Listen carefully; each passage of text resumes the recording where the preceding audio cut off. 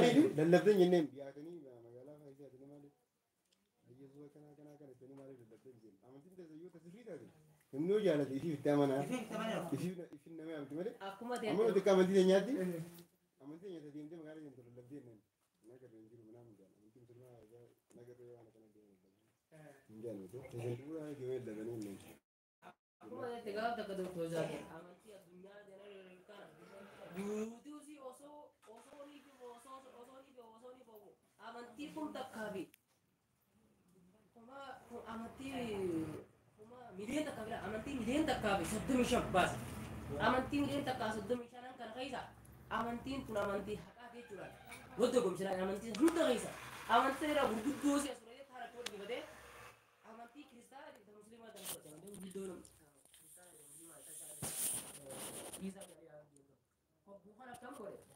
amantiin kun maqaa lafaatii fi namaatii fi kana qabalaati waa sadiin tokko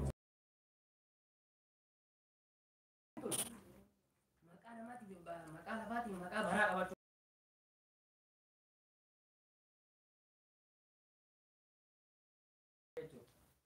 ammas deebi'ee maal jeen amantiin tun amantii haqaa jechuun namni hordoftoonni si dabalaa deemuu qaba. Dabalaa deemuu qaba. Hagguu kana uummanni kiristaanaa lafaa kaanii nama amansiisuudhaaf addaraasha guddaa qaban beektee isaa kun nama amansiisuudhaaf maallaqa itti buufatanii namatti amansiisan qaban. Hagguu kana maallaqa kana laalee namni itti amane nama 40 ta'e parsantii 40 ta'e. Islaamin naammoo namni hundi laalee akkanumatti dubbisu.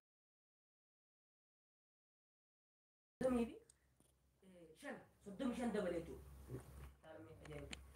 achirratti namni hundi beekee bakka amantii maallaqa ta'uutii fi maallaqa ta'e amma amantiin baay'inaan dabalaa deemu lammitti dabalaa deemu islaama. amantiin musliimaa harkatti biyyeena takka tuqaa shanii Namni islaama jedhama. amantiin musliimaa namni musliimaa jechuudha. Gilaa miti amantiin kan biyyeena jedhama biyyeena hafi jiru. amantummaa jiruutu ammas gaafa sana akkasii doktor zaakir gaafa sana akkasii walitti qabee waliin dorgomseen sun amantii hanga takka fiqee deemtee maaliif isiin tun waan sammuu namaa irraa hojjetamte jecha gaafa takka bara afaan gaafaan dhufee gaskee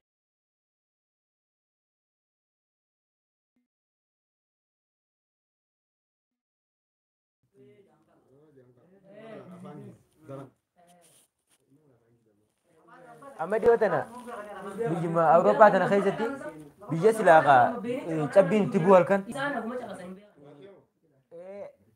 gaara keessa manni saayinsoota nama sadii osoo yaaniiti bakka san bakki bulan dhaban mana kanan maqanii mana kanaan nu bulchaa annaan jaanii buluu dhufan jarri islaama goojjoo takkatti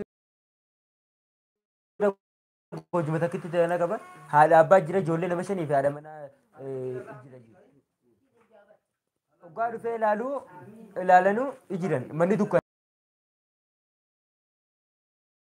Nu bulchaannaan hayyee isin bulaa nuti kutaa biraa dheenaa jira.